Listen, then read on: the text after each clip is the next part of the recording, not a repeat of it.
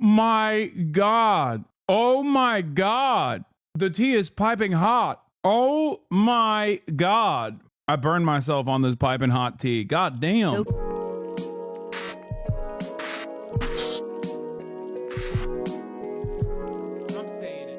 Okay.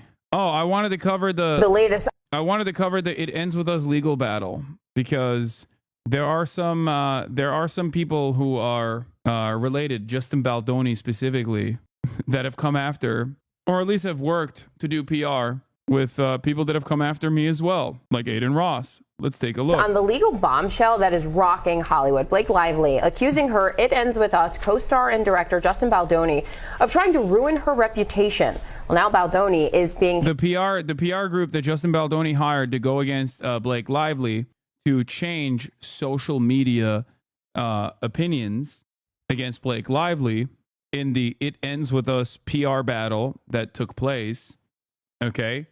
That same PR company has also worked alongside Johnny Depp in the Amber Heard Johnny Depp saga. This is why a lot of people were like coming in here for the past couple of days and talking about how are you gonna do apologies or some shit, because they just completely have misunderstood my position on the Johnny Depp Amber Heard saga, which is fine. But I wanted to talk about this a little bit more because I think it's an interesting story. Does the fact that Blake Lively is unbelievably out of touch affect your perspective here at all? I'm struggling. No, it's once again another Hollywood story. So obviously, given that it's a Hollywood story, there are no clear good guys and clear bad guys. Okay, most of the parties involved are bad to varying degrees. Let's take a look. Hit with a lawsuit that supports Lively's claims of a smear campaign. Diane Macedo is joining us, tracking it all. There are a lot of developments here. Diane, good morning. There sure are. Good morning, Janae. So in this new lawsuit, Baldoni's former publicist is detailing an alleged plot to destroy both her reputation and Blake Lively's. And she says it came to light when she found those now infamous text messages on a former employee's work phone. This morning, a new lawsuit filed against "It Ends With Us" director and lead actor Justin Baldoni. Come on. What? What are you doing? Baldoni's former publicist, Stephanie Jones, is suing the actor and his crisis PR team for alleged breach of contract and defamation. The suit accuses the crisis team, including Jones's former employee, of scheming to bury and destroy co-star Blake Lively to protect Baldoni, and then blame Jones for the smear campaign. The suit also alleges Jones discovered the scheme via text messages and other communications on that former employee's company phone. Baldoni did not respond to ABC's request for comment on the Jones lawsuit. It comes just days after Lively filed a complaint accusing Baldoni of sexual harassment and a retaliatory smear campaign. Baldoni's attorney has called Lively's allegations, quote, completely false, outrageous, and intentionally salacious. I thought we were friends. We are friends. Since Lively's filing, Baldoni has been dropped by his talent agency, his podcast co-host left the show, and a women's organization just rescinded an award they had given him. As your best friend, Lily, if you take him back, I will never speak to you again. Now Jenny Slate, who plays Lively's best friend and Baldoni's sister in the film, is speaking out in support of Lively, saying, "I commend my friend, I admire her bravery, and I stand by her side." And Slate is just the latest cast member to publicly support. Isn't Blake Lively a weirdo? Yes, Blake Lively is also a weirdo. But it is clear that while Blake Lively is also a weirdo, so is Justin Baldoni, and Justin Baldoni hired a now famous a PR company to change the way that people perceived, or I guess like really amplify the way that people perceived Blake Lively in general. No perfect victims, but she's undoubtedly a victim in this scenario. People are biased against her due to the very smear campaign she's exposing. Why is she weird? She's just like out of touch Hollywood actress. That's it. She stole his movie about domestic violence and marketed it as a girly pop movie. Wait, I thought that's what Blake Lively did. Is that what you're saying? Once again, it is incredibly, how do I describe this? It's overall a very silly back and forth that people will place a shit ton of investment into because, one, it addresses certain cultural touch points, like you know, a beloved female actress being ridiculed by serial propaganda coming from the online space, and also simultaneously, like, she herself has also been like out of touch on numerous occasions. And that's precisely the reason why you guys are repeating the exact same smear stuff that she's suing Baldoni about. Chatters of such simpletons, Jesus Christ. There's a swoop doc in this, and Emily D. Baker covers it. A lot is up with Blake, but I don't know, Justin, based off of what I've read. It is an unwarranted harassment campaign by a serial sex pest male director. Lively. Her co-star Brandon Scalar also shared Lively's complaint on Instagram, urging followers to read it, and tagged her with the heart emoji. As for Lively's complaint, that's now with the California Civil Rights Department. It could take months to make it to court, so we could be reporting on this one for quite. No, she didn't. They agreed at the start to do that. Please don't spread misinformation. So while filming the birth scene, Justin Baldoni practically forced Blake Lively to strip from the chest down, did not close the set while she was naked with her legs forced open. Anyone passing by could see her, and Justin brought his best friend to play the role of the OBGYN. When Blake wore a low-cut dress to facilitate breastfeeding and covered herself with the jacket, Justin asked her to remove her jacket again and again. I think it's like a lot of this is also about intimacy coordinators not being present on scene, right? That's what it is. So it's in some instances it's like a labor dispute as well. Blake Lively was contracted to promote the movie that way. Baldoni pivoted to make her look bad as a publicity smear campaign. Ophie Dokie goes over the complaint. Baldoni is a total piece of shit. Why are y'all forgetting her weird ass getting married on a plantation? The smear campaign isn't the only reason people can't stand her. No, I like, if you're a Hollywood celebrity, you're most likely out of touch, and you most likely have done a bunch of shit that is like weird in the past. Having said that, in this circumstance, it seems like there was a... Did you just say intimacy coordinator? What the fuck is that? Yes, an intimacy coordinator is a prominent fixture in every Hollywood production that features any sort of scenes of intimacy. It's a very normal part of the production process. Normally you're supposed to have a person that understands boundaries and makes sure that like the scene that is being depicted is as compliant as possible. We are talking about sexual harassment, not our life choices. Yes. It is apart the whole women bad, therefore why are you defending them? Woke simp mom. However, these Hollywood types usually have some bite. How do you explain that? Even though there are no good guys here, there are also no perfect victims, and misogyny is not all right. I mean, what do you mean? Like, if you're saying that people's attitudes towards Blake Lively is completely unwarranted, and that she hasn't done anything weird at all, and it's simply that people used, or people were duped into believing that because of the coordinated PR effort, they're not entirely correct on that front. However, real, like, former instances of Blake Lively being out of touch or whatever, or just being weird in general, does not make it valid to you know, put her in uncomfortable positions, especially where she's naked, you know? When Blake Lively wore a low-cut dress to facilitate breastfeeding, covered herself with a jacket, Justin addressed. I mean, this is also court. This is also from her lawyers, so it's going to be obviously framed in a way that is as critical of Justin Baldoni and as pro Blake Lively as possible. Justin Baldoni's lawyer stated that the decision to hire a PR crisis manager, Melissa Nathan, stemmed from multiple demands and threats made by Miss Lively during production. According to TMZ, Blake Lively's demands included no more showing nude videos or images of women to Blake, no more mention of Baldoni's alleged previous pornography addiction, no more discussions about sexual conquest in front of Blake and others, no further mentions of cast and crew's genitalia, no further inquiries about Blake's weight, no further mention of Blake's dead father. All of this seems pretty reasonable, I think, and not all that crazy. I think the more interesting aspect of the story is how malleable the online space is, specifically Reddit and Twitter.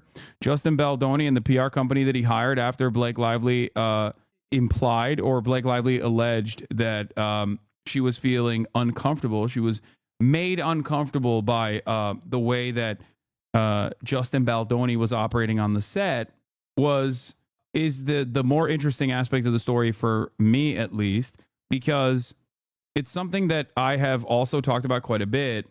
He knew that she was lining out an unsafe workplace complaint, and he went all in on the smear and the public square tactic. Yes, exactly. So that is the interesting story here, which is that while she has a valid reason to feel uncomfortable here and totally valid reason to demand legal recourse, Justin Baldoni's approach to the matter was to immediately go on this full-scale coordinated smear campaign to win the court of public opinion, many of which came from easily botted and incredibly brigadeable platforms such as Reddit and Twitter. The only reason why I know this is because they openly fucking talk about the celebrations that they had behind the scenes, cheering how easily duped people were into gearing up against Blake Lively, into drumming up support against Blake Lively. Text message evidence shows Justin Baldoni allegedly sending his PR team a Twitter thread about Hailey Bieber as an example for their campaign against Blake Lively. Additionally, alleged texts reveal PR team celebrating the online narrative in his favor. Step back. That's excellent. This is what we would need. Hailey Bieber's history of bullying many women.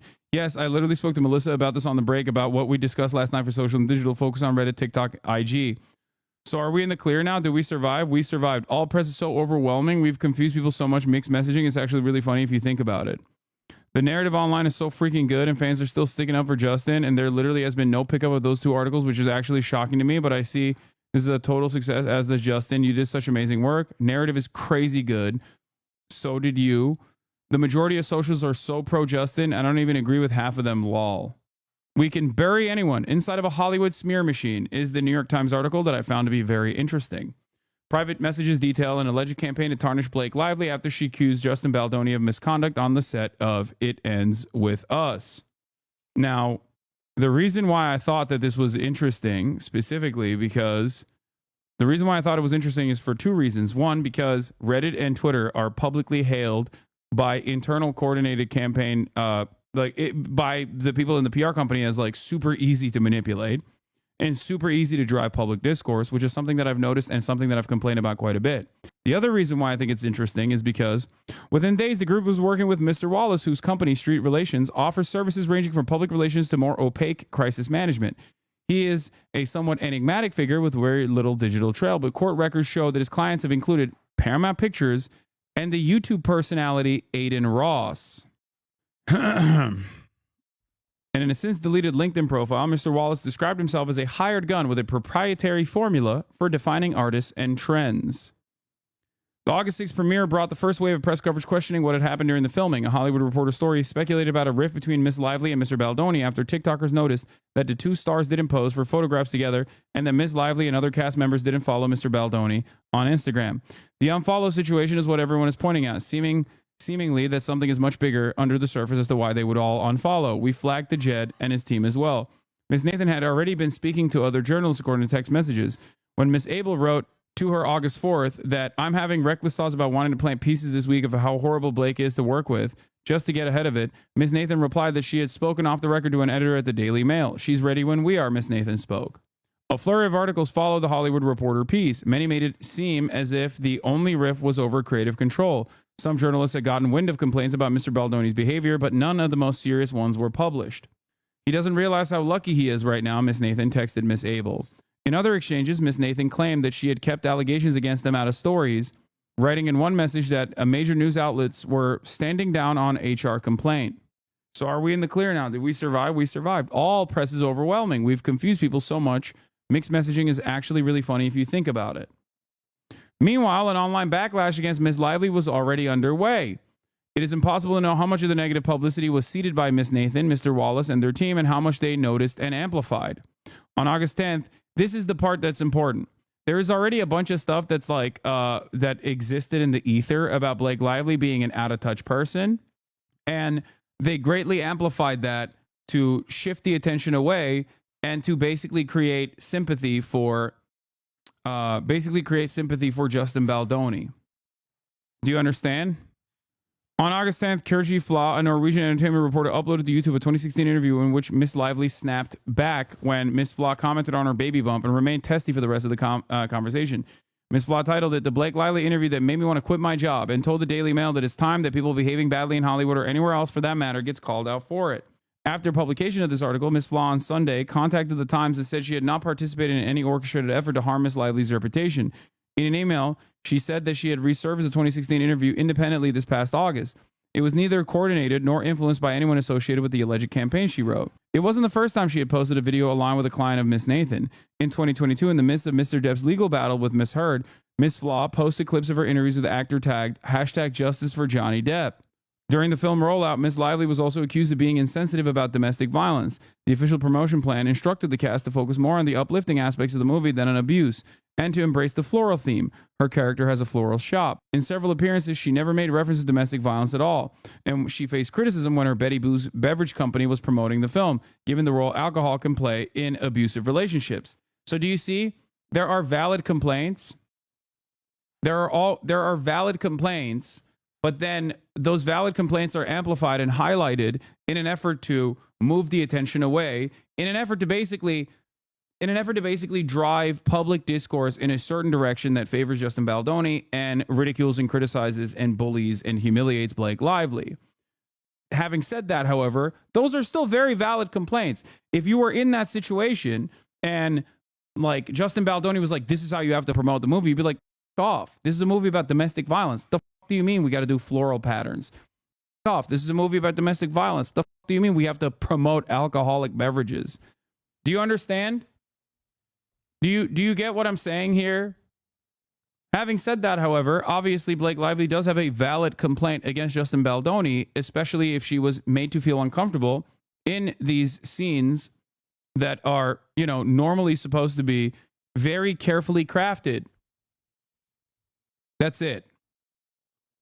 Seeing that blowback, the text message show Mr. Baldoni and his PR team decided instead to highlight survivors of domestic violence in his interviews with social media. More criticism came when Ms. Lively said in an interview that Mr. Reynolds, who had no role in the film, had helped rewrite a scene, prompting snarky comments about the actress leaning on her husband and speculation that he violated the writer's strike. It is unclear exactly how Mr. Wallace operated. There are references in emails to social manipulation and proactive fan posting, and text messages cite efforts to boost and amplify online content that was favorable to Mr. Baldoni or critical of Ms. Lively. We are crushing it on Reddit. This part was what I saw. Mr. Wallace told Miss Nathan, according to a text she sent to Miss Abel on August 9th. Blake Lively was following an agreed upon marketing plan? Yes, but Blake Lively is also not a robot. That's my point. Like, I have never in all of my time doing coverage assumed that like a whole ass adult woman who is like 40 plus years old is actually simply a helpless, hapless fool and is going along with the previously agreed marketing plan, and that she has no say in the process. You will not be able to convince me that Blake Lively is completely blameless in this process because of the manipulative tactics utilized by Justin Baldoni in this smear campaign. Do you understand? She's 37. My bad. Okay, yeah. As a 37-year-old and a producer on the film, I think you are discounting the amount of feedback that she has, and it's always like weirdly infantilizing, but ultimately meaningless, because the harms that she has withstood, if her allegations are correct, which I have no reason not to believe them, is the far more consequential aspect of this story. The next day, one of Ms. Nathan's employees texted, "We've started to see the shift in social due to largely Jed and his team's efforts to shift the narrative. And socials are really, really ramping up in his favor. She must be furious." It's actually sad because it just shows you have people really want to hate on women. The female PR crisis managers recognizing misogyny as they weaponize it against Blake Lively and feeling some type of way about it is kind of funny. I'm sorry. It's like, damn, people really love to shit on women as we are, as we're basically using this. The CIA didn't fall off. Those monsters went to work for Hollywood PR firms. When a TikTok sleuth started asking questions about Mr. Baldoni, Miss Abel texted that this girl's on a very dangerous crusade. We flagged the Jed and his team for more serious action on the social side. Throughout the text exchanges, Mr. Baldoni encourages the PR team, sometimes flagging social media posts for them to use. On August 15th, he proposes flipping the narrative on a positive story about Miss Lively and her husband, using their words against them. Other times he appears to vacillate, seeking assurances about the tactics being deployed. When he notices a tabloid article critical of Miss Lively, he sends a worried text. "How can we say somehow that we are not doing any of this? It looks like we are trying to take her down." On another occasion, he wondered whether they were deploying fake bot accounts on social media. I can fully confirm we do not have bots, Miss Nathan wrote, adding that any digital team would be too intelligent to utilize something so obvious. Mr. Wallace's operation, she wrote, is doing something very specific in terms of what they do. I know Jamie and Jed connected on this. Mr. Baldoni, Miss Nathan, and others on the team have claimed in their text exchanges that Miss Lively was using her own public relations team to create bad press about Mr. Baldoni, but cited no evidence to support those claims. By mid-August, the team was reveling in the damage to Miss Lively's image. The official promotion plan said to focus on uplifting aspects of the movie than abuse under their contract, but he started to focus on the abuse to manipulate people into thinking he was a good guy to point out the abuse. He was the director and studio head. Everyone agreed on the contract. You can't just violate the terms of the contract, even if it might be a dumb move to market as an uplifting story.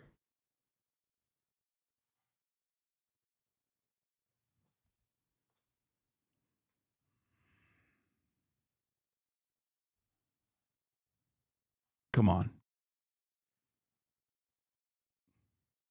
Come on, dude. I don't understand your point. My point is, wait, what? There are no perfect victims. Why the f are we blaming her for her own sexual assault because she's a producer? Are you guys okay? Absolutely zero people are doing that. I'm certainly not doing that. And I've reiterated the point that it is still a very valid claim across the board.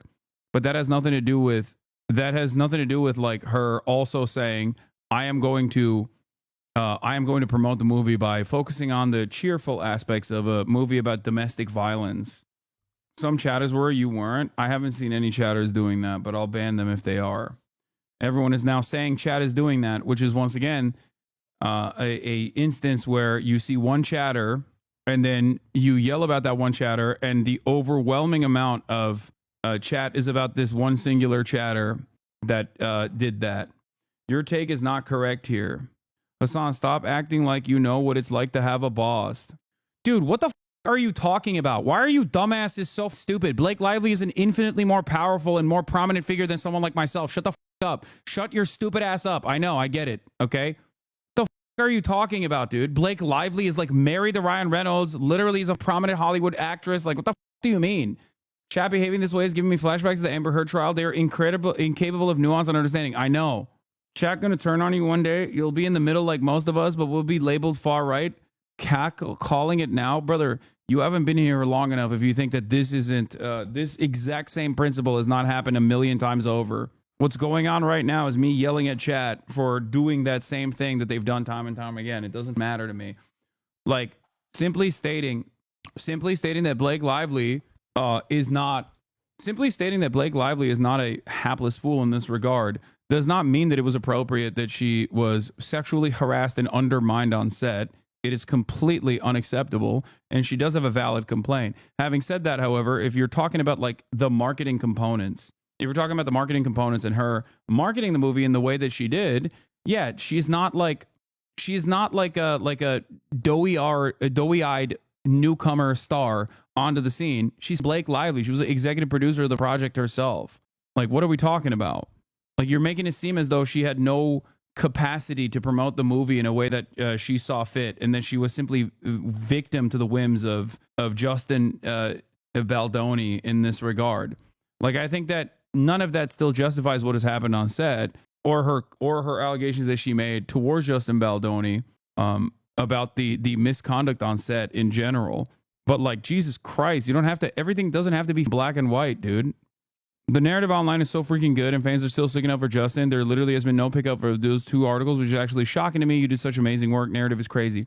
So, yeah, what they ended up doing was basically highlighting a lot of the bad choices that Blake Lively also personally made, or rather, former instances of her being out of touch, to basically massage public narrative against Blake Lively in an effort to ensure that there was no mention of any number of different valid allegations that she had made against Justin Baldoni. That's the point. I'm saying that in spite of her being out of touch at different moments throughout her career or whatever, she's still valid for feeling uncomfortable on set. That's it. It doesn't change that. Like, her being weird doesn't change that at all. Okay? So when you hyper focus on me talking about some of the mistakes that she made in this process, and then being like, no, you're wrong. You're supposed to say that she is a hapless fool. like a child and has no self-control or has no say in any of the process whatsoever, and that she was actually manipulated and I don't know, promoted the film in the way that she did exclusively because she's a perfect victim is stupid. And it also causes you to not understand the full scope of how the narrative was shifted against her. And it also undermines, I guess, from your aspect, like the validity of her claims. It doesn't undermine it for me. Okay. On August 16th, Miss Nathan shared the Daily Mail article headline, "Is Blake Lively set to be canceled?" with references to hard-to-watch videos and tone-deaf promotional Q&A. "Wow, you really outdid yourself with this piece," Miss Abel responded. "That's why you hired me, right?" Miss Nathan replied. "I'm the best. We men have to step up." A brand marketing consultant, Tara Key, produced a report in August for Miss Lively that concluded she had likely been the object of a targeted multi-channel online attack similar to one against Miss Heard, Amber Heard, and that it was damaging her reputation.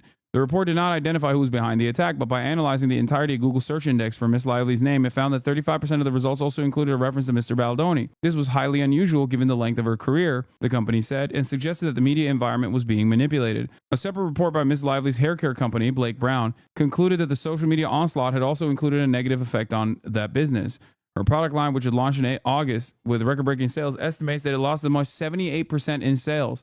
With the recent arrival of It Ends With Us on Netflix, Mr. Baldoni has begun another round of promotion and messaging. In an interview on Access Hollywood, he said, "There's never an excuse to hurt a woman physically or emotionally." He added, "We men have to step up and figure out how we can be better allies." I heard the products suck, though.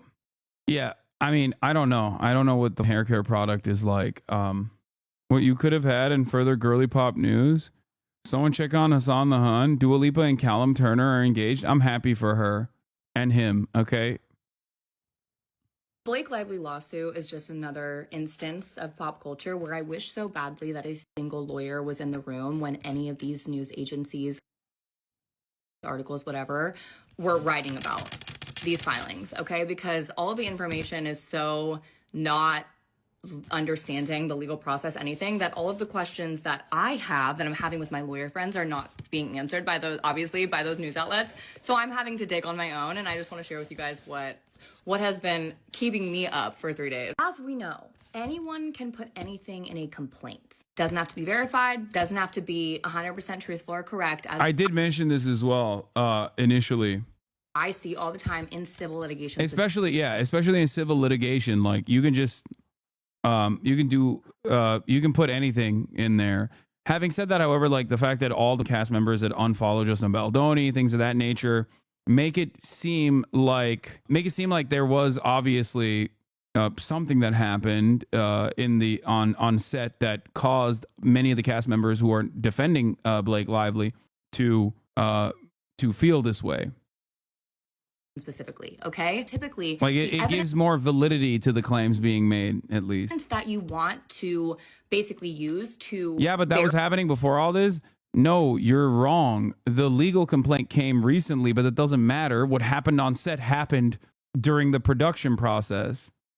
Verify or prove up your claims and statements that you make in an initial complaint can only be discovered by you after you file it. So like, that's why we don't have obviously a requirement that you attach evidence to every complaint. There are exceptions to like complaints that are alleging, breach of contract. You have to attach the contract. There are exceptions. But if you want to allege, for example, employment discrimination, harassment, retaliation, some of the allegations, some of the claims that Blake Lively's filing, and I'd call it a filing for a reason, okay, you'll see why. Every time I see that a complaint was filed, I don't necessarily immediately assume that all of it's true. Of course. But, okay, the fact that text messages were included and attached in the complaint, and they are verified text messages, like based on what these lawyers, okay, put with their full body chest, like in this filing, in the footnotes, it says, hey, we got them through discovery and civil subpoena, which I'll get to in a second.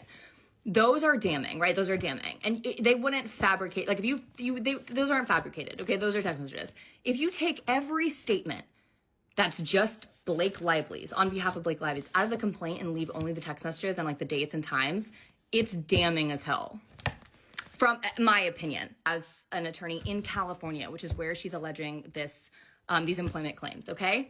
So let's get to it. Hold on. When I saw this, I said, oh, there's no caption, meaning that typically at the top, at the title, it has to have the court, okay? Especially California, it'll say like California Superior Court, County of Los Angeles, County of Orange County, County of Riverside, wherever, okay?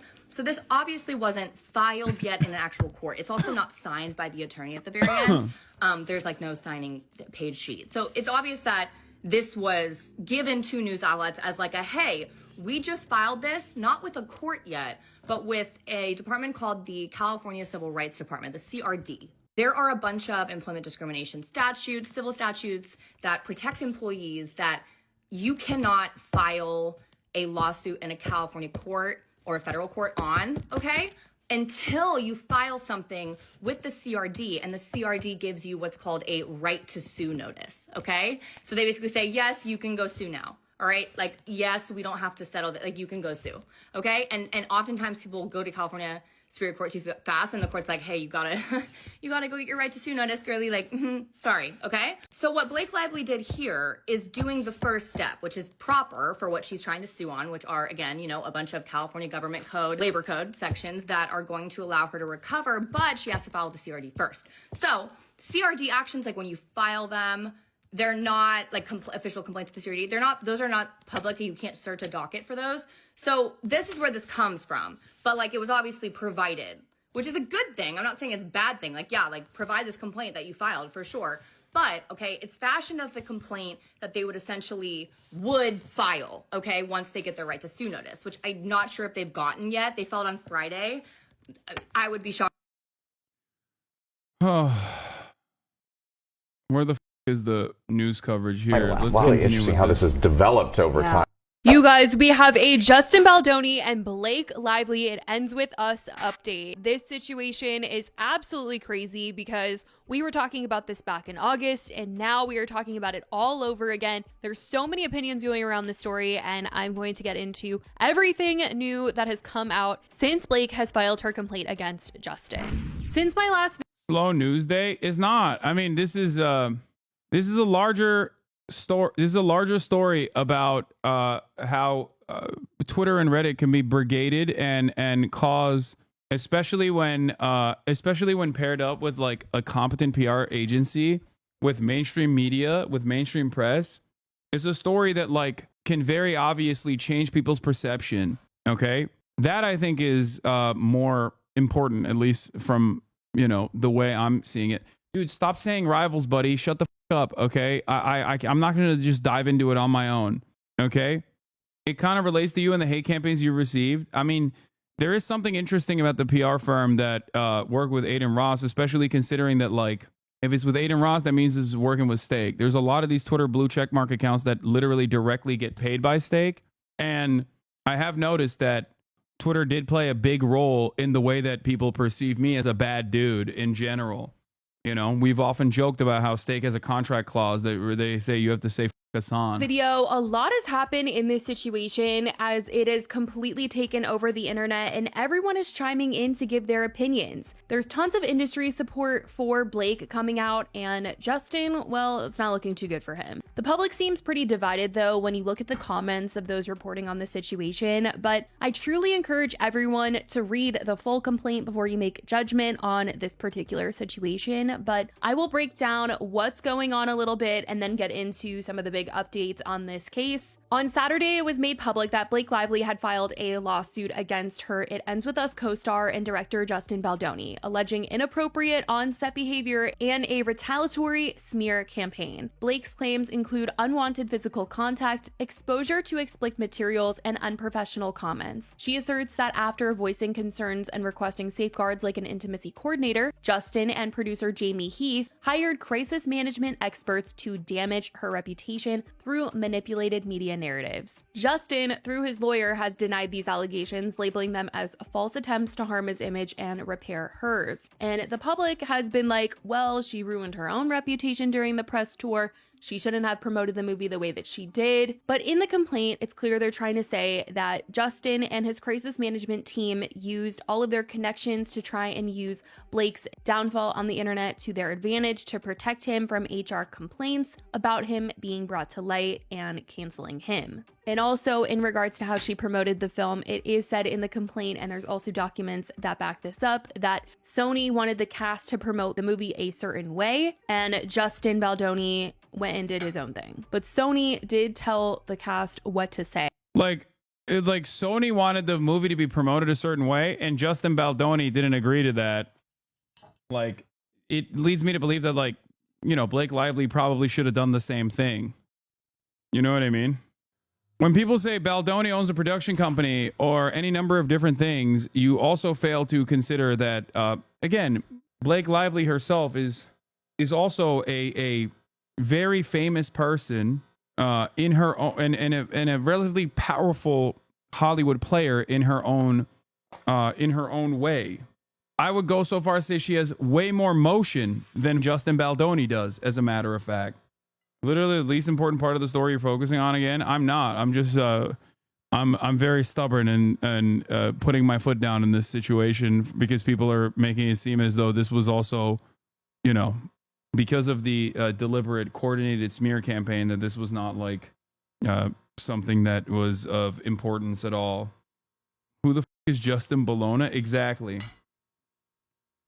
And Blake and the rest of the cast members did exactly that. Do I think that they should have listened to the backlash and kind of switched things up once they saw that the public wasn't responding well to the way that they were promoting it? Yes, but she didn't do that because she was trying to be insensitive. It's what the studio wanted them to do, to shy away from the DV aspect of the movie. Now, in the complaint, messages were referenced from Justin Baldoni's PR crisis team to his publicist, where they talked about the fact that 4 major news outlets were standing down on the HR complaints about him. On or around the same date, Miss Nathan directly engaged with several media platforms discussing the issue of the HR complaints made against Mr. Baldoni while on the set of the film. On August 15th, Miss Nathan texted Miss Abel that Daily Mail hounded me, re-HR complaints. She stated that Daily Mail is not running any content about it, continuing, Jen, this went so well, I'm effing dying. I have to call you later in a bit and tell you how this went. It was genius. So, okay, we have the 4 majors standing down on HR complaints. I think we are fine on that bit. An interesting fact is that Justin's PR crisis manager, Melissa Nathan, her sister is Sarah Nathan, a journalist, and this is referenced in the complaint that she wrote 2 articles about this situation in page 6. It's these 2 articles here. Truth Behind It Ends With Us feud rumors Justin Baldoni made Blake Lively uncomfortable, sources say, and Blake Lively approved final cut of It Ends With Us amid feud with co-star director Justin Baldoni. Texts between Melissa Nathan and Jennifer Abel referencing Melissa Nathan's sister were referenced in the complaint, saying, on August 9th, 2024, Miss Nathan indicated to Miss Abel that she was on the phone with her sister, Sarah Nathan, a journalist at the New York Post and contributor at Page 6, and remarked that Mr. Baldoni's religion should be taken out from media coverage. She went on to state, and mostly the misogynistic. Later the same day, Miss Nathan texted Miss Abel a link of an article on Page 6 by Sarah Nathan entitled Truth Behind It Ends With Us feud rumors. Justin Baldoni made Blake Lively uncomfortable, sources say, stating, I knew she would keep uncomfortable. On August 9th, 2024, Miss Abel and Miss Nathan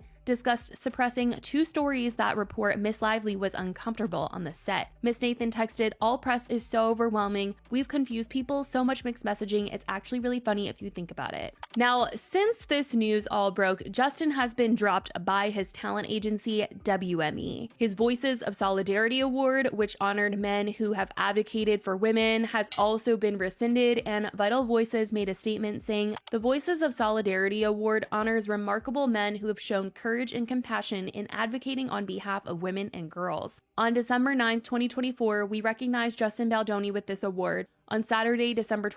It's ironic because, like, I feel like if you didn't go ham mode and try to control the narrative through this smear campaign, I guess there would still be an inevitable backlash from the complaints, the valid complaints that Blake Lively was going to make. But I feel like it could have been covered up better from his end. 21st, we learn through news reports about a lawsuit brought by Blake Lively against Mr. Baldoni, his publicist, and others that is disturbing and alleges abhorrent conduct. The communications among Mr. Baldoni and his publicists included in the lawsuit and the PR effort they indicate are alone contrary to the values of Vital Voices and the spirit of the award. We have notified Mr. Baldoni that we have rescinded this award. His Man Enough podcast co-host Liz Plank also quit. She wrote on Instagram, "I'm writing to you today to let you know that I have had my representatives inform Wayfarer that I will no longer be co-hosting the Man Enough podcast. Thank you for trusting me with your hearts and stories, for holding space for mine, and for making this show what it was. I will miss you, the listeners, so much. I love what this community created together with every fiber of my being, and that's because of you. As this chapter closes for me, I remain committed to the values we've built together. Thank you for being here, for trusting me, and for being by my side for the last 4 years. We all deserve better, and I know that together we can create it. I will have more to share soon as I continue to process everything that has happened. In the meantime, I will continue to support everyone who calls out injustice and holds the people standing in their way accountable." Colleen Hoover, the author of It Ends With Us, also made a statement on her Instagram story in support of Blake, writing at Blake Lively, "You have been nothing but honest, kind, supportive, and patient since the day we met. Thank you for being exactly the human that you are. Never change, never wilt." Now, this isn't too big of a shock given that she unfollowed Justin around the time of the film's release and did a ton of press alongside Blake. But speaking of support for Blake, the cast of the Sisterhood of the Traveling Pants have also come out in a joint statement on Instagram in support of Blake. Alexis Blundell, America Ferrera, and Amber Tamlin posted on Instagram saying, "As Blake's friends and sisters, for over 20 years, we stand with her in solidarity as she fights back against the reported campaign waged to destroy her reputation. Throughout the filming of It Ends With Us, we saw her summon the courage to ask for a safe workplace for herself and colleagues on set, and we are appalled to..." Please explain what he did. We don't know 100% with a certainty of what he did. All we know is what are the complaints made by Blake Lively, which is that she was made uncomfortable on set numerous times. Other people on set were also made uncomfortable by Justin Baldoni's behavior, and that intimacy coordinators that are supposed to be on set at times when there's like nudity in scene were not there, and studio execs were in the room for scenes where Blake Lively was naked when she wasn't supposed to be there. Creepy shit. And then that's the original complaint, but that was, people are speculating, the reason why Justin Baldoni went on this counter PR campaign by hiring this group that had worked previously with Aiden Ross to manipulate public perception against Blake Lively. It's the same group that also ran a campaign against Amber Heard as well during the Johnny Depp civil suit.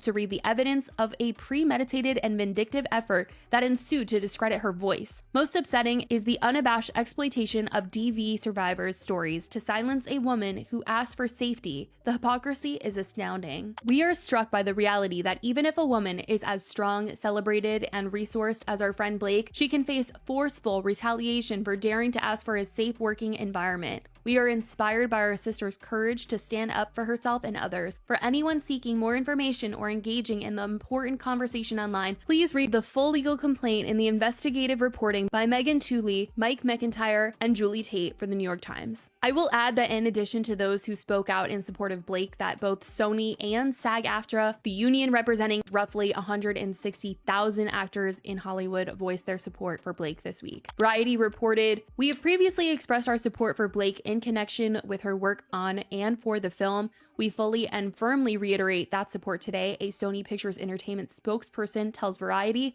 Further, we strongly condemn any reputational attacks on her. Any such attacks have no place in our business or in a civil society. Now, Justin's publicist, Jennifer Abel, made an alleged statement on Facebook about all of this. Dumois posted the screenshots, and before I read them, just so everyone is on the same page here, Jennifer Abel has been Justin's longtime publicist. She doesn't specialize in crisis management, so they hired Melissa Nathan, whose PR agency is called The Agency Group, also referred to as TAG in the complaint. This is what Jennifer Abel, his longtime publicist, said about the situation. This is a pretty good I never thought the day would... This person did a pretty solid job of covering the story, by the way. Like, respect. This YouTuber, props to this YouTuber. Holy shit. would come when I need to defend myself with my own peers. But this certainly has been an interesting and devastating, quite frankly, couple of days. So here we are, but here are the facts. No, I was never subpoenaed. I found out my private text messages and emails were included in the complaint after I received it on Friday night, and then New York Times contacted me an hour and a half after receipt. They had already reviewed the 80-page document and had questions prepared, and apparently also received thousands of pages of documents with our correspondence that we never saw. So it was clear this was a coordinated effort, but nothing we haven't seen before since I've been working in talent PR for over 15 years now. I have recently left my previous firm, at which I was still with during this campaign, with a team who also participated in the campaign and a boss who oversaw, and who had access to my work emails and work phone, so you can deduce from that what you will. What the cherry-picked messages don't include, although not shockingly as it doesn't fit the narrative, is that there was no smear implemented, no negative press was ever facilitated, no social combat plan, although we were prepared for it as it's our job to be ready for any scenario, but we didn't have to implement anything because the internet was doing the work for us. Sure, we talked about it, contemplated if we needed certain things, flagged accounts that we needed to monitor, worked with a social team to help us stay on top of the narrative so we could act quickly if needed. And yes, we rejoiced and joked in the fact that fans were recognizing our clients' heart and work without us having to do anything but keep our heads down and focus on positive interviews for our client. She literally was like, listen, yeah, we people were just like so primed to hate Blake Lively. We didn't have to do much. I don't agree though. I'm certain that they probably, like, I feel like a lot of those T accounts do unironically operate like they're like, we saw this with the Tory Lanez situation too. I think a lot of these T accounts are mercenaries and they will very easily play along with these kinds of narratives, and you only need to buy out a couple of them for the rest of them to follow suit, especially if there's a lot of likes and engagement that you're getting. You know, when paired up with the misogyny tourists, as you know, people who just love when a woman's getting shitted on. They don't even care about the subject matter. They just get in a tremendous amount of satisfaction from women being shitted on, and they join in on the fun. Show, we sophomorically reveled and again joked privately to each other about the internet's feedback to the women whose team was making our lives incredibly difficult over the course of the campaign. I'm human, the long hours, months of preparation on top of my day-to-day scope. It felt good to see that although we were prepared. What? She's a Nepo baby trying to fix her reputation? See, she's a Nepo baby. She's in the wrong here. Really no need to defend her. Like, she's in the wrong in what? Her being a Nepo baby or just like weird is something that I also have personally agreed to. But she's not in the wrong. What do you mean? If her alleged complaints are true, which I have no reason to believe that they're not, then she absolutely is not in the wrong at all to make such complaints. What the?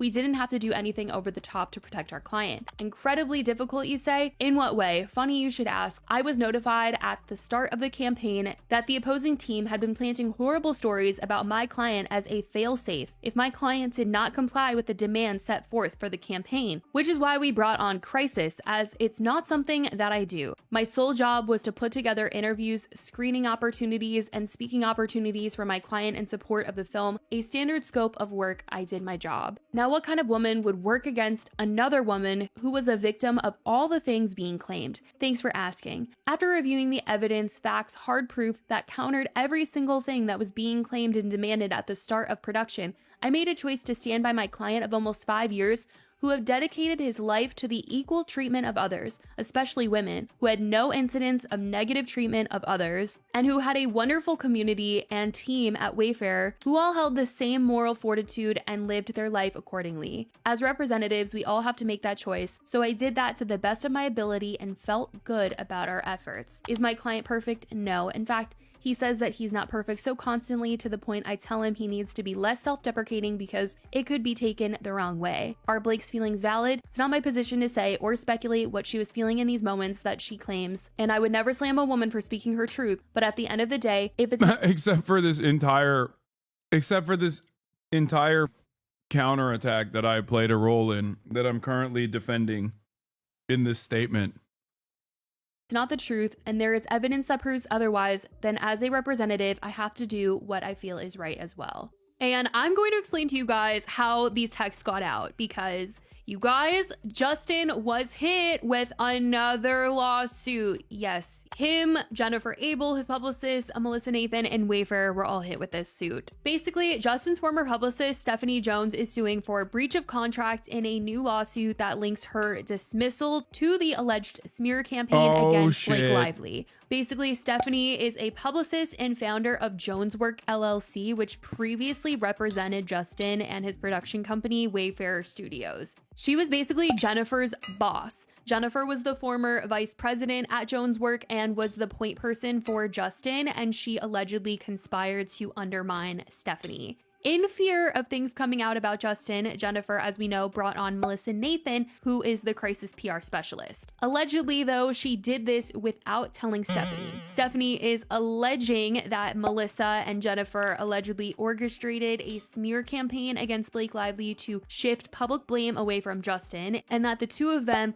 conspire to also damage Stephanie's reputation, steal her clients, and set up their own PR firm. She is accusing Jennifer of allegedly downloading confidential Jones Work documents and that she began setting up her rival agency while she was still employed. Okay, this is revealed sick. Melissa and This story is awesome. This story is, I didn't even realize that this is how they arrived at the text messages. Oh my God. Oh my God. So Justin Baldoni hires this PR person, and then another person that is working under the PR person starts conspiring against the original PR person that was hired for the overall production company. And then that person sues her former employee, revealing text messages that show direct coordinated smear campaign efforts against Blake Lively. That's amazing. Jennifer discussing their plans to damage Stephanie's reputation, steal Justin as a client, and get rich. When Stephanie was made aware of the situation, she fired Jennifer, but by then the complaint says it was too late. The damage was already done. And we seem to find out how all these texts have been revealed to us. As the complaint says, Abel and Nathan's covert takedown and smear campaigns were revealed in black and white. I'm willing to bet that the original PR lady was also a monster in her own right, by the way. If she's a high-powered Hollywood PR person, she's got to be a vulture. Like, once again, whenever we're talking about Hollywood, any sort of instance, any sort of situation that involves Hollywood celebrities, just know that there is probably not a single person that's like definitely good. Okay? It's just varying degrees of evil versus less evil. Amazing. White on Abel's company-issued phone following her termination, which Jones Work forensically preserved and examined in detail after receiving a subpoena for the phone's contents. Jones discovered the breadth and intensity of Abel and Nathan's duplicity from these records, including that Abel was actively encouraging other Jones Work clients and employees to leave Jones Work while Abel was still employed there. So here are some of the texts that are included in her complaint. We have messages between Melissa and Jennifer. Melissa says to Jennifer, "I know, and once you're gone, we will be on accounts together and make really good money and be happy. Let's just keep it steering that way, and you take this effing client and never talk to her again, I swear to God." The complaint also showed Jennifer allegedly talking negatively about Justin Baldoni, writing, "I can't stand him, he's so pompous. A men's retreat during release, is he crazy? And being off the grid for the summer because he's just so overworked. Like, calm down, you're not that important and nobody gives an ish how hard your life is. He doesn't need a retreat, he needs to be humbled. When this movie flops, he's going to try to blame every person around him for it. He may fire us because even if we put together an amazing campaign, it's not going to change the fact that he's so unlikable and unrealistic as a leading man. There's no..." Oh my God. Oh my God. The tea is piping hot. Even the demonic forces of the PR team that literally facilitated the smear campaign against Blake Lively are like, yeah, this guy sucks. Oh my God. I burned myself on this piping hot tea. God damn. No chemistry with him and Blake. You and I both know she will be resistant to promote this movie, and press will be reluctant to do anything with Justin without Blake being part of it. So those are my thoughts. In the complaint, they also included messages where Jennifer is also talking about a scene from the movie. The complaint reads, months earlier, Abel had voiced the same opinion in connection with a filmed kissing scene between Baldoni and Lively, which was described to Abel as so gross and revealed that Abel was well aware of Lively's on-set complaints about Baldoni's behavior. She wrote, it's so cringy, his face, Blake was probably grossed out too. Oh my God. Oh my God. Oh my God. So they knew the whole time. They knew the whole time, and they're still like, oh, but it doesn't matter because people organically hate Blake Lively. Okay. That's evil, man. That's, oh my God. Yo, white women scare me. I'll just say it again. I'm so scared of white women. This is why I will never say anything mean about Taylor Swift.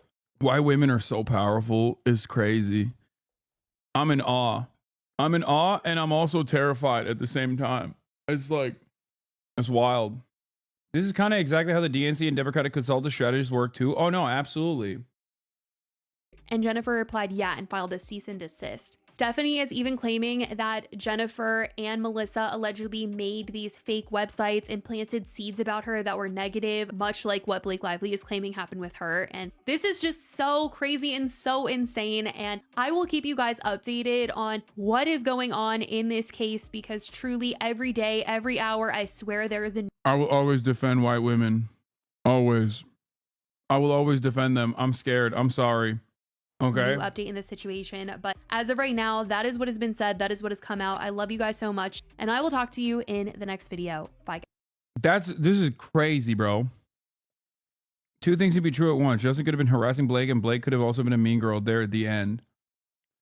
Yeah, I think like one of the biggest ups from Blake Lively's side, because she is like an out of touch rich Hollywood person, is literally going along with the studio's demands that like a domestic violence movie is supposed to be promoted in this like cheery ass aspect, which ironically these women that worked for Justin Baldoni knew exactly what the real complaints were, which was sexual harassment on set, and absolutely nuked Blake Lively and utilized that silliness, utilized that like tone deaf behavior demonstrated by Blake against her, like wielded it as a vicious weapon. It's especially shocking because they kind of knew what the was going on, which those text messages revealed. That like they were aware that there was a valid complaint being made by Blake Lively, and they were like, "Well, this is my client. I don't give a this feminism shit is over." Oh, dude. I mean, once you get a touch of money, it's so over. Okay, now I understand what you were saying. This is the part of your point I didn't understand earlier when you were staring at that chatter. Hope that makes sense. Yeah. That is scary, dude. Holy shit. Imagine being like, I know that this person has valid complaints against my client, but that's my client. So I'm just going to literally utilize the unearthed misogynist forces against this other person who I, woman to woman, understand probably has a valid complaint. That's wild shit. That's scary, man. You were describing a defense attorney. Lolo literally does that. Yeah, I understand that. But it's like a defense attorney. I feel like there's more validity to a defense attorney than a PR person behaving like this. A defense attorney automatically is fighting against incredibly powerful systems. A defense attorney is trying to secure the most favorable terms for his client. And it can literally mean life or death in certain instances. At the very least, it means freedom and how much restraint or how much time you will spend behind bars devoid of freedom. So that's a more understandable position.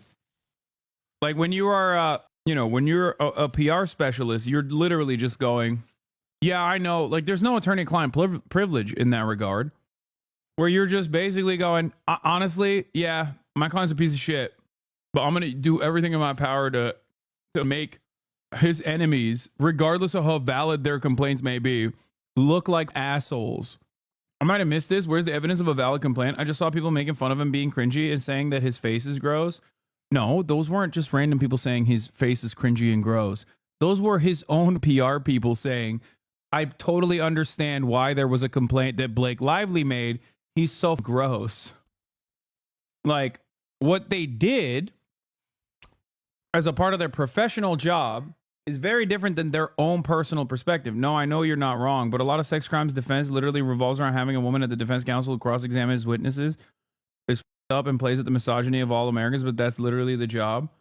Yeah. The function of a defense attorney is to have the state and the law prove his client's guilt beyond reasonable doubt. If not for defense attorneys, a lot of innocent people would end up in jail. And even with defense attorneys, innocent people still end up in jail. PR, on the other hand, there is no large, powerful state that has a monopoly on violence forcibly removing you from society. You know what I mean? A new lawsuit tonight in that bombshell Hollywood scandal. Justin Baldoni, director and co-star of the hit movie It Ends With Us, is being sued for defamation and breach of contract. It comes just days after his co-star Blake Lively accused him of sexual harassment and a smear campaign. Baldoni denying the allegations. Now Hollywood A-listers are taking sides. Here's Chief National Correspondent Matt Gutman.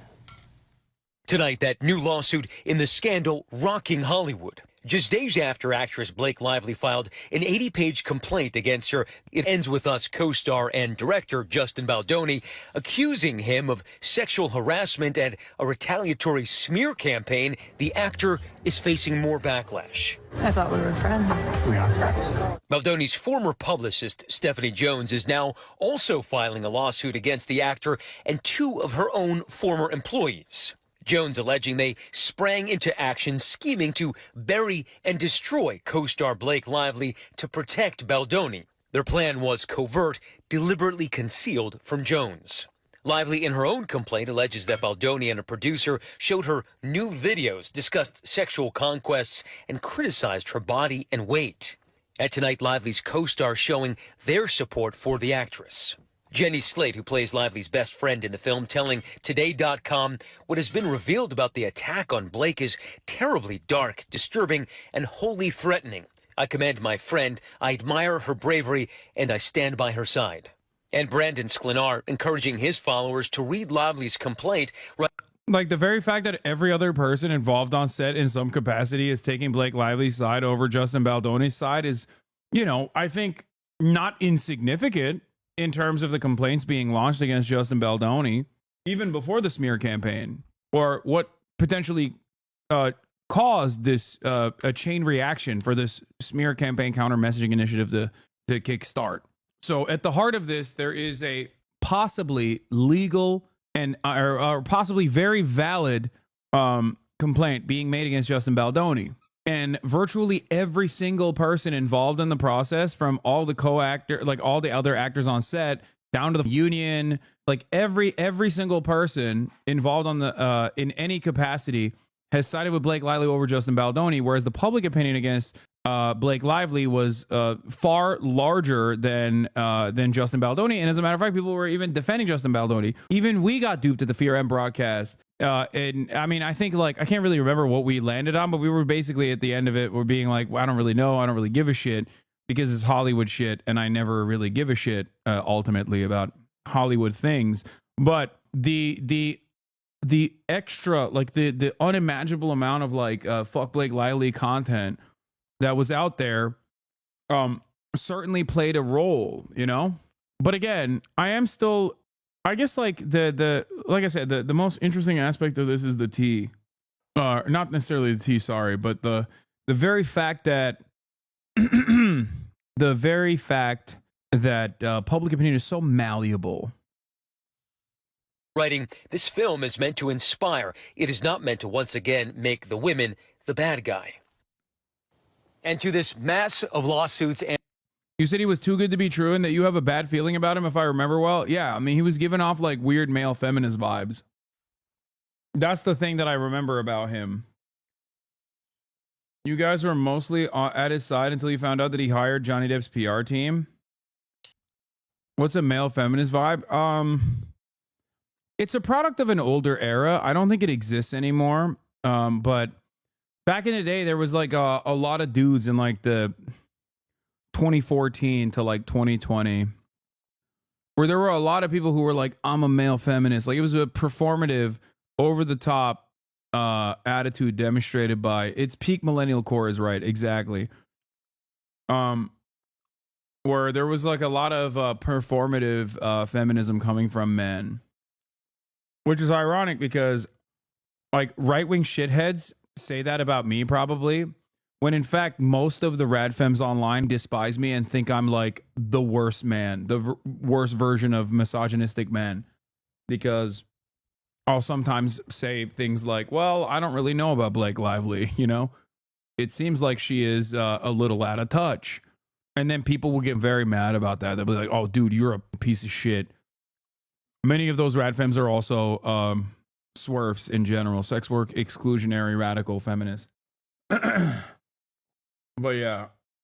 It's like how Jason was acting on the days. Yeah, but Jason was memeing. He's not like, he was joking. I've met multiple said rad lib rad femmes. Yeah. My husband has said that he thinks you're faking it for your audience, but he doesn't watch you like I do. I always shut him up with facts. Yeah. It's funny that people think I'm faking my support for women, but then also if you ask a lot of these like prominent rad femme accounts online, they say I'm like the grossest misogynist pig of all time. And I think part of that is because, yeah, of course, as a guy, I do have some misogynistic tendencies every now and then, and I actively try to work against it to the best of my ability. But, you know, sometimes I f up and say shit. But I don't know. I still find it. Did you drop the whole you went to a brothel and that's the only thing they run with that someone sticks? Yeah. Well, that too. Never understood the moral panic about what celebrities owe to us as people. Separate the actor from the person. Blake Lively being a mean girl is none of our business. Yeah, good luck explaining that to people who have a parasocial desire to endlessly seek out what the Blake Lively is doing, or what any celebrity is doing, really, for that Andrew, matter. You can now add another one. The attorney for Baldoni and the crisis PR team that's accused of, quote, trying to bury Blake Lively. They are alleging that confidential information was used against them and that anyone involved in that will be, quote, sued into oblivion. Andrew. All right, Matt Gutman, thank you. We want to get a legal perspective on all of this. And for that, let's bring in Dave Ehrenberg, state attorney from Palm Beach County, Florida. Dave, as we just heard, this is now escalated with a former publicist of Justin Baldoni filing a lawsuit alleging breach of contract. So what's the latest?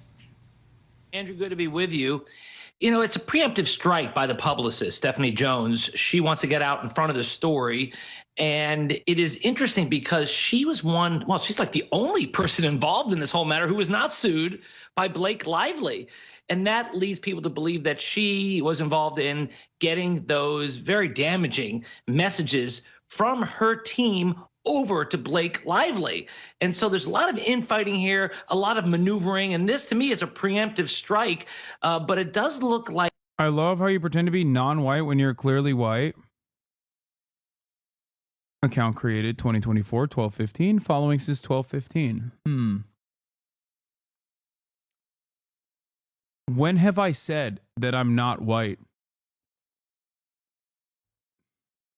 Even earlier today, I talked about how, I mean, yeah, all the time. What happens when you listen to me talking about whiteness as like literally 2 hours ago, I was talking about how I'm white. Like, were you just banging your head against the wall? Okay, I'm nervous now that you pulled my chat up. Why are you nervous? Seems like you think that I've been doing this a lot. I'm confused. Like there's some connection between Stephanie Jones and the Blake Lively. You do try to act like you're Middle Eastern at times, not gonna lie. Dog, I'm white and I'm Turkish. What the are you? These two things are not at odds with one another. It's kind of at the heart of my argument about whiteness being a socio-political construct that is completely kept, that is constantly changing. Is bait? I swear he's baiting. This is shocking. I'm confused by everything. Team, and so now she's suing the people who also are being sued by Blake Lively. And another big question in all of this is how did... It's like Trump saying Kamala was black when it was convenient for her. I know, that's the funniest part about it is like, you know, Kamala is both black and Indian. I am a white man. Yeah. a white man whose name is Hassan. I'm not pretending to be Middle Eastern. Like I grew up in Turkey. I'm Turkish. I'm still white. I think it's in your mind. I think it's at odds. Those two realities. While you were watching Hollywood News, the right has brought back anti-Irish racism in an effort to do better infighting. I'm not getting into that. Did Lively's team obtain those text message exchanges? Right.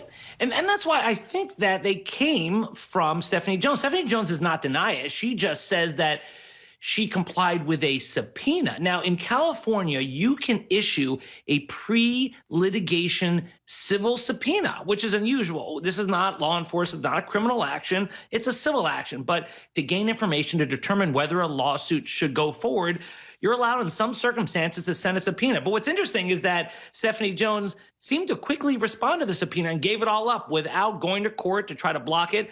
And it looks like she didn't go tell the individuals who used to work for her that she was giving up the information to Blake Lively's people. And then they all got sued except for Stephanie Jones. And with that all said, will it be admissible if this goes to court? And is this likely to get to court? I think it's unlikely for there to be a trial. Now, this is not a lawsuit yet. This is an administrative action that's a precursor to a lawsuit in California. I do think that this thing will lead to a lawsuit, but I think it will settle before it goes to trial. And as far as whether this is what was normally supposed to happen. If Justin Baldoni hadn't concocted this counter narrative PR campaign by hiring these vultures who it seems kind of understood that there was validity to the claims that Blake Lively was making, but obviously they were like, yo, this feminism shit is over, dog. You know? Yo, this feminism shit. Once I touch that band, my first bando, I'm done with this feminism shit. And basically what would have happened in this process is Blake Lively probably would have made a valid complaint in a court of law. And depending on whether she wanted to actually pursue this with some kind of PR battle as well, and a long drawn out PR battle, it basically would have turned into a legal case in civil litigation that goes quiet after some time, only to be resurfaced once if Justin Baldoni did the same antics ever again, and then they would bring this shit back up and be like, remember when this happened? But he Streisand affected it. You know what I mean?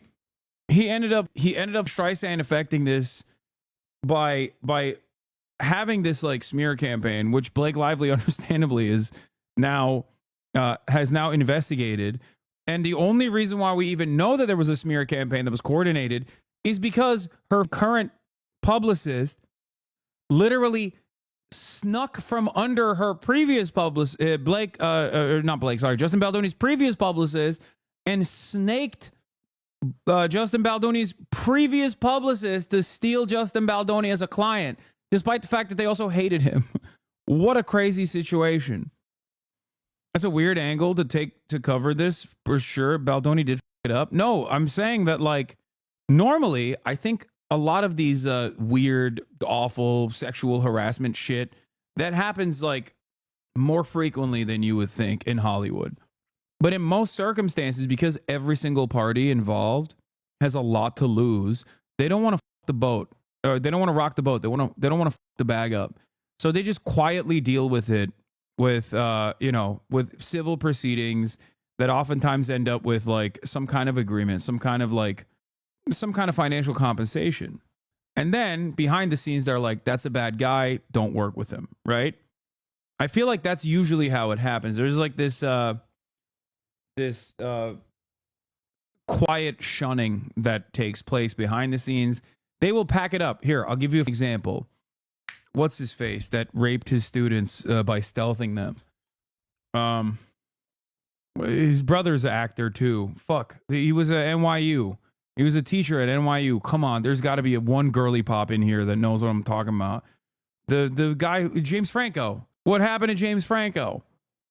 Everybody kind of knows what happened to James Franco, but it wasn't like a long drawn out legal procedure. But he fell off, right? He doesn't actually get a lot of play in Hollywood. Part of the reason why is because, again, he did a shit ton of like, he's kind of blacklisted because he did a shit ton of awful things to his own students. Yeah, he stealthed his own students in acting classes. Didn't he? Am I crazy? See, this is what I mean. There isn't like there wasn't like a massive there wasn't like a lot of media coverage around it. It's like quietly packed up. Quietly packed up. That's normally how this works, so that you are oblivious to it. So that you don't know about it, but they just like quietly stop working, okay? And that's probably what would have happened to Justin Baldoni as well. And I don't think anything that Justin Baldoni did reaches that same metric of like, you know, straightforward sexual assault, as far as I understand. Maybe there's other allegations in the complaint I didn't see, but basically, and this isn't to say Justin Baldoni did nothing wrong. I'm just saying that the severity of James Franco's like crimes are higher even. But stealthing is when you remove the condom or you damage it intentionally. Exactly. When you remove the condom in a without telling your partner, without prior consent. But the point that I was trying to make is that under other circumstances, this is usually what happens. They just like quietly blacklist you behind the scenes. They don't want to make a big scene about it. And I think that also creates an environment of protecting abusers, usually, especially if they're very powerful. Harvey Weinstein is a great example of this, where it's like a known secret, I guess, in the industry. But if you're outside of the industry, you have no idea that Harvey Weinstein is like a serial rapist, right? Like, I had no clue, but it seems like other Hollywood celebrities did. And yes, chat, stealthing is rape. Oh my God. Sorry if you didn't know. I shouldn't get annoyed.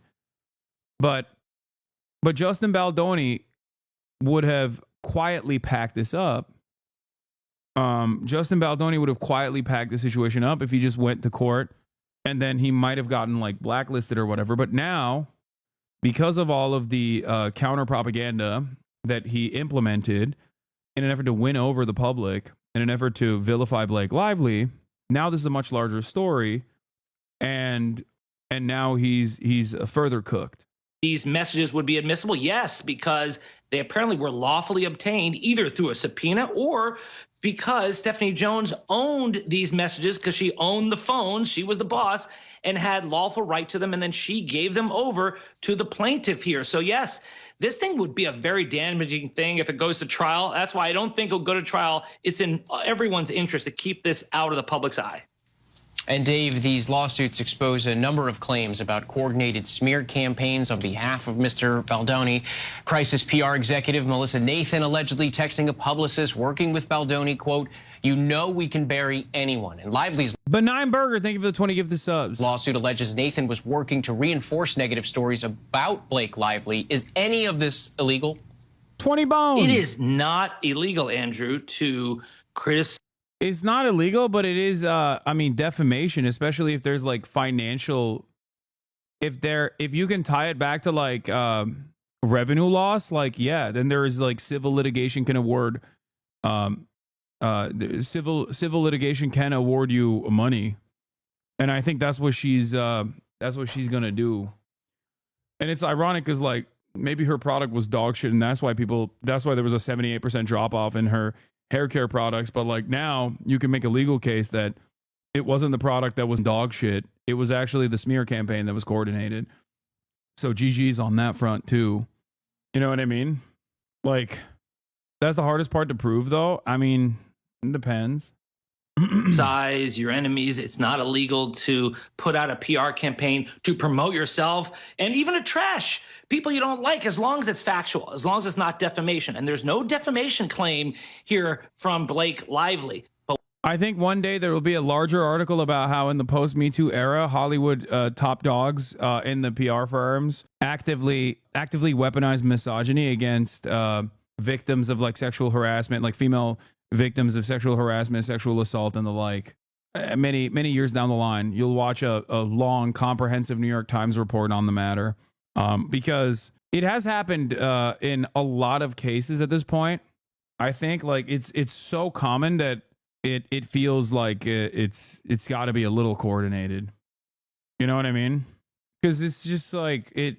I think one of the greatest examples of like right and wrong was with Tory Lanez and Megan Thee Stallion, because like in that circumstance there wasn't even much that you can point to on Megan Thee Stallion's side that made her even anything but a perfect victim.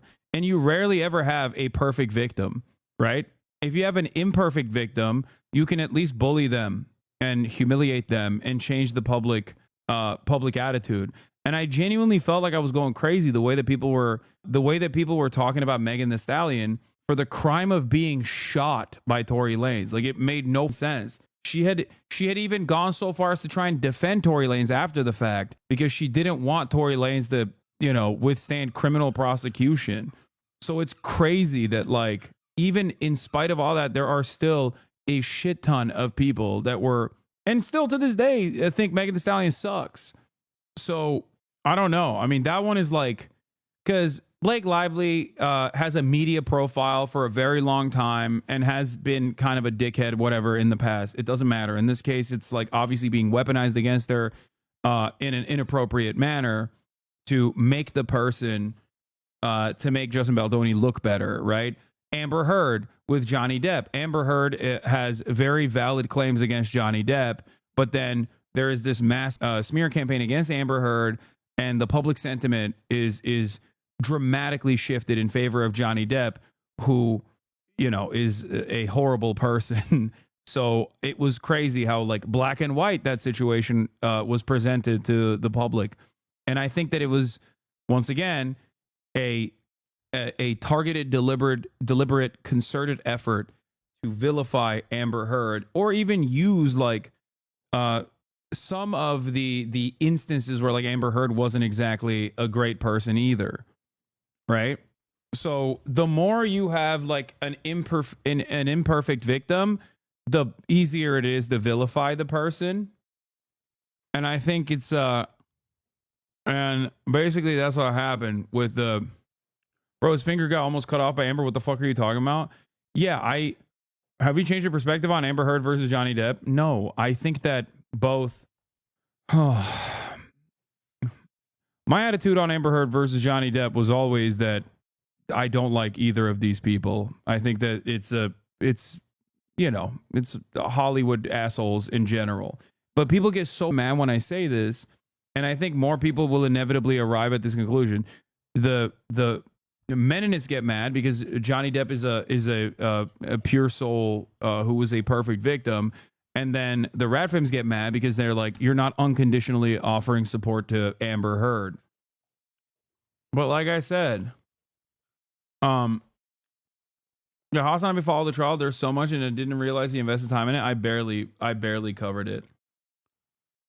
But ultimately, this is Amber Alert. I think that there was also a deliberate, coordinated PR effort to vilify Amber Heard way further. And that very clearly was successful. What is this? Baldwin also owns the entire rights to the second movie, and whether or not these allegations are legitimate don't matter because the intention is to get him to settle. Her and Ryan have so much money, way more than Justin, and whether or not they're true, it will result in a settlement. Yeah, I think it will result in a settlement. Yeah. The PR campaign made a situation where normally you would look at abuse, even like mutual abuse, which a lot of people would get triggered for me even saying that. In normal circumstances, the party that is physically more powerful is supposed to automatically be seen as the villain.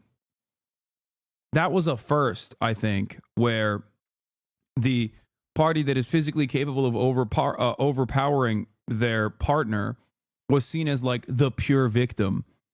And that, I think, played a tremendous role. Like the PR campaign played a tremendous role in making it seem like Amber Heard was the abusive bad person in the situation. Contrary to how people would tackle an issue like that normally. Anyway. But what is improper is if you retaliate against someone who files a claim for sexual harassment And that's what Blake Lively did. She filed a claim for sexual harassment. She's saying that these other folks retaliated against her, that Baldoni and his team retaliated. That would be a no-no, even if what they said was accurate. All right, Dave Ehrenberg, state attorney from Palm Beach County, Florida. Dave, we thank you for your time. Thank you.